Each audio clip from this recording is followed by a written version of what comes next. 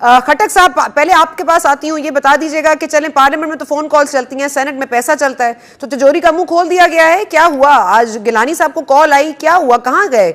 आज क्यों नहीं पहुंच पाए सेशन में? कहा जाए अगर 12 बजे भी रात को अगर कॉल किया है सेशन, तो क्या गिलानी साहब के पास ये कन्वेंस नहीं थी कि वो इस्लामाबाद तक ट्रैवल कर लेते? मुल्तान और इस्लामाबाद का कितना ट्रैवल है? आई एम श्योर अगर ये पर्टिनेंट था, ये हमारी सॉवरेनिटी का मामला था, ये हमारे बैंक को IMF के पास लोन करने का मामला था, तो फिर हमें तो कोई एक्टिवली पार्टिसिपेट करना चाहिए था, कम से कम ऑपोजिशन को करना चाहिए था। और गिलानी साहब जैसे सीनियर रहनुमा अगर एब्सेंट हो जाएंगे तो क्या पीपल्स पार्टी की इनडायरेक्टली हेल्प की है उन्होंने? खट्टक साहब। बिस्मिल्लाहिर्रहमानिर्रहीम। ये जो गिलानी साहब की जो बात आज चल रही है, अभी मेरी बात हुई है गिलानी साहब के बेटे से, तो उनका भी यही टेक था जो हमें पता चला है कि आज कल रात को 12 बजे उनका बताया गया कि आज असेंबली पहुंचना है, और सुबह 10 बजे तक उनके लिए एक तो पॉसिबल नहीं था, दूसरा उनकी जानने वालों में कुल थे, आज खर साहब की फैमिली में डेथ हुई थी, जब उनके कुल थे, तो उधर उनका पहुंचना बहुत ज़रूरी था, जिस वजह से वो आ नहीं सके। लेकिन मेन बात ये है कि गिलानी साहब अगर आ भी जाते तो एक वोट का तो फ़र्क नहीं था, वोट तो 4 थे जिनका फ़र्क था। तो एक गिलानी साहब के ऊपर जो ये सारी ब्लेम गेम डाली जा रही है कि गिलानी साहब ने की है, तो मगर वोट तो एक ही वोट ने आने से एक ही वोट का सारा डिफरेंस था ना, 42-43 एक ही वोट का तो डिफरेंस रह गया था। चले 4 भी थे लेकिन एक ही वोट का फर्क था, तो फिर किसको कहिए? दिलावर खान साहब को कहिए, कांसी साहब को कहिए, या गिलानी साहब को कहिए? मैं तो गिलानी साहब को इसलिए कहूंगी क्योंकि वो तो एक साबिक वजीर आजम है, और रबानी खर साहब का बिल्कुल आई एम श्योर उनके कुल पे जाना जरूरी था। हिना खर साहिबा के वालिद हैं, हमारी बड़ी पसंदीदा शख्सियत है हिना साहिबा, और हम उनके वालिद साहब के लिए दुआ करेंगे। लेकिन सर ये मामला ज्यादा संगीन नहीं था? ये मेरी जितनी बात हो सकी है गिलानी साहब के बेटे से, अली से, उन्होंने मुझे यही कहा है कि हमारा इधर ये रस्म कुल था जिस वजह से वो लोग आ नहीं सके, लेकिन सारा बार बार उन पे ब्लेम गेम डाली जा रही है कि गिलानी साहब ने किए, तो एक उनके ना होने की वजह से बार बार ये। खट्टक साहब मैं आपके पास आती हूँ क्योंकि एक आपका जाहिर है परवेज खट्टक साहब से ताल्लुक है, वर्कर्स कन्वेंशन की बात हो रही थी, लियाकत खट्टक साहब की सूबाई मिनिस्ट्री ले ली गई, उसके बाद जाहिर है पाकिस्तान पीपल्स पार्टी में आप लोग आए, ये इंतकामी कार्रवाई हुई है आपके खिलाफ जी पार्टी के विदिन? ये भी बता दीजिएगा, वर्कर्स कन्वेंशन के इजलास की बात हो रही थी जो मरियम साहबा ने करने हैं, तो कल बन्नू में परवेज खट्टक साहब ने भी किया है, जहाँ पर कुर्सियाँ खाली रह गई और कुर्सियों को भर नहीं पाए और वो काफ़ी नाराज़ हुए, गुस्से में आए। तो ये अवामी अगर आपके साथ है, अवामी पसंद आपके साथ है और पाकिस्तान तहरीक इंसाफ के खिलाफ है, लेकिन at the end of the day जहां लेजिस्लेशन और जहां लॉ मेकिंग हो रही है वहां तो आप लोग सीरियस नजर नहीं आते। तो ये 27 फरवरी की लॉन्ग मार्च हो या आप लोगों की महंगाई के खिलाफ मार्च हो, ये कहां खड़ी है सर? ये जो पहले आपने हमारी बात की है, जो हम लोगों ने पार्टी छोड़ी, हमसे मिनिस्ट्री ले ली गई, उस बारे में जो मैं बात आपको ये करूं, जो इंतकामी सियासत की बात की है, तो इंतकामी सियासत डायरेक्ट मेरे साथ या मेरे वालिद साहब के साथ नहीं थी, वो उन हलके के लोगों के साथ थी जो पिछले 7-8 साल से इस PTI के लिए हमारे लिए बड़ी मेहनत उन्होंने की। उनके साथ जब इंतकामी कार्रवाई शुरू हुई तो उस चक्कर में हमारे आपस में पॉलिटिकल क्लैशेस आते रहे, और जहाँ तक बात ये अवामी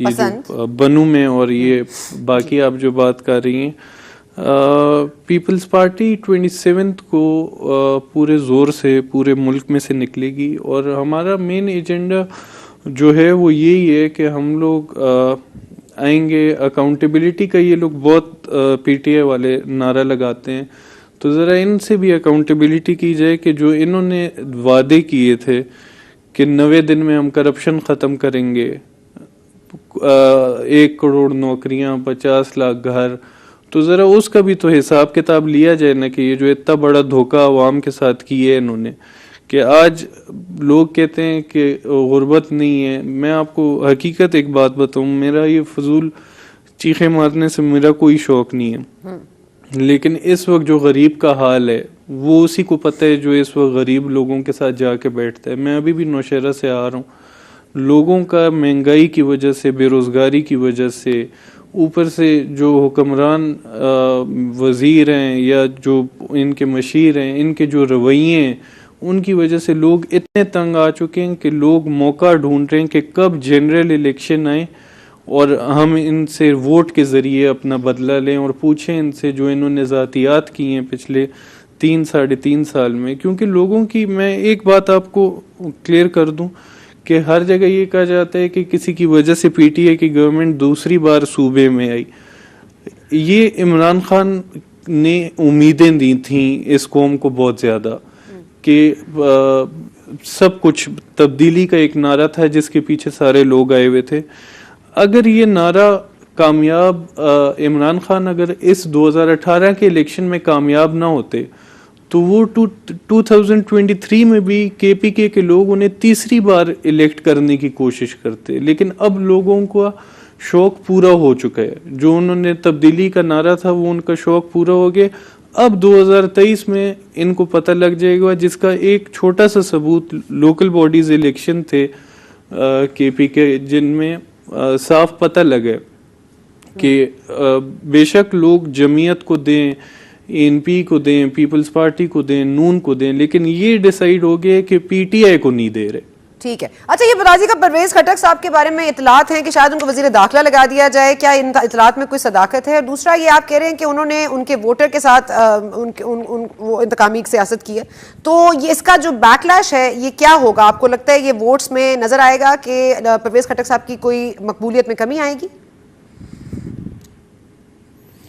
ये मैं आपको बड़ी आसान मिसाल दे देता हूँ। नौशेरा 2018 के इलेक्शन में 2 कौमी हलके 1,60,000 प्लस वोट्स लिए थे इन्होंने जनरल इलेक्शन में। लोकल बॉडीज में 3 तहसीलों पे पीटीआई के उम्मीदवार थे। टोटल इन्होंने जो तीनों तहसीलों पे वोट लिए हैं वो 1,02,000 इस तरह। तो ये जबकि लोकल बॉडीज में नीचे काउंसलर्स वगैरह खड़े होते हैं तो वोट ज्यादा पोल होते हैं। ठीक। तो वो ट्रेंड आप देख लें कि पीटीआई के वोट बैंक में तकरीबन 60 to 70,000 कमी आई है।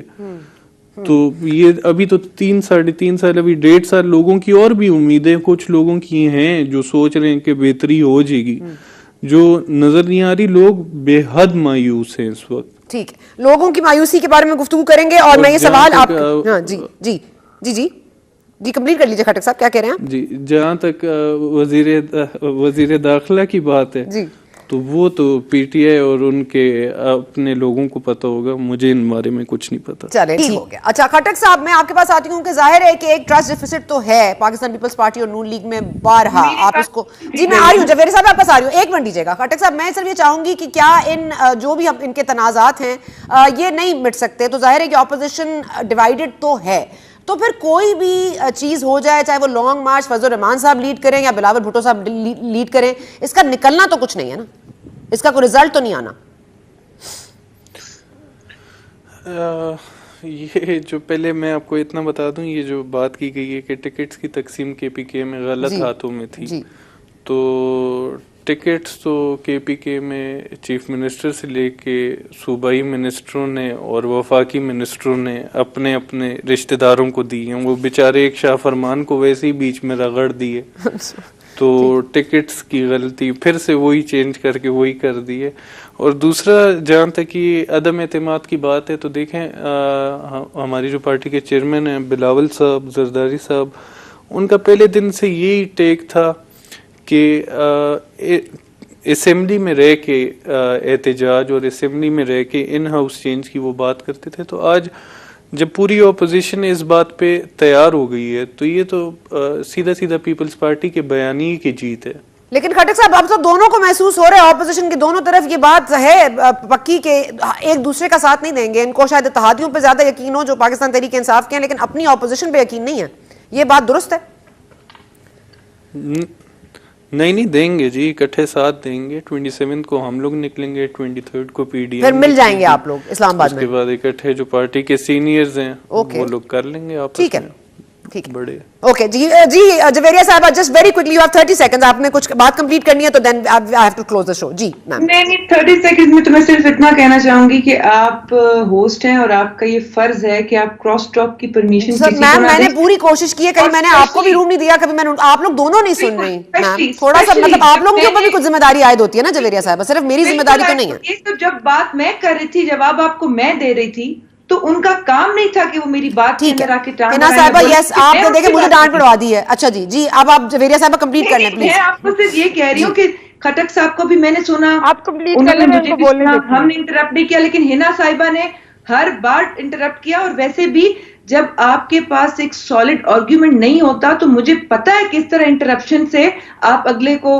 डाइवर्ट करने की कोशिश करते हैं। I know very well. तो आप मुझे डांट रही है या उनको कसूरवार मान रही हैं? जवेरिया साहब अब ना डांटे मुझे, मैंने पूरी कोशिश की है। नहीं आपको नहीं कह रही, मैं उनको कह रही हूँ कि वो जो बार बार इंटरप्ट कर रही है ना, सॉलिड आर्ग्यूमेंट ना हो तो ऐसे ही होता है। चले। और अभी भी सवाल गंदम और जवाब चना है। अगर और आप चार शो पे मैं उससे कहना अपनी चाह रही थी, परफॉर्मेंस के बारे में बात नहीं करेंगी देखिए, और मरियम बीबी की चले पॉपुलैरिटी ओके, आई थिंक मैं माजरत के साथ क्रॉस टॉक की इजाजत नहीं दे सकती, माजरत के साथ हिना साहबा, सॉरी मेरी सॉरी मां, यहाँ पे शो क्लोज करते हैं जी, क्योंकि हम यहाँ पर डिस्कशन तो कर ही नहीं सकते, बस बातें हो सकती हैं। आज खटक साहब आपका शुक्रिया, हिना साहब आपका शुक्रिया, जवेरिया साहब आपका शुक्रिया।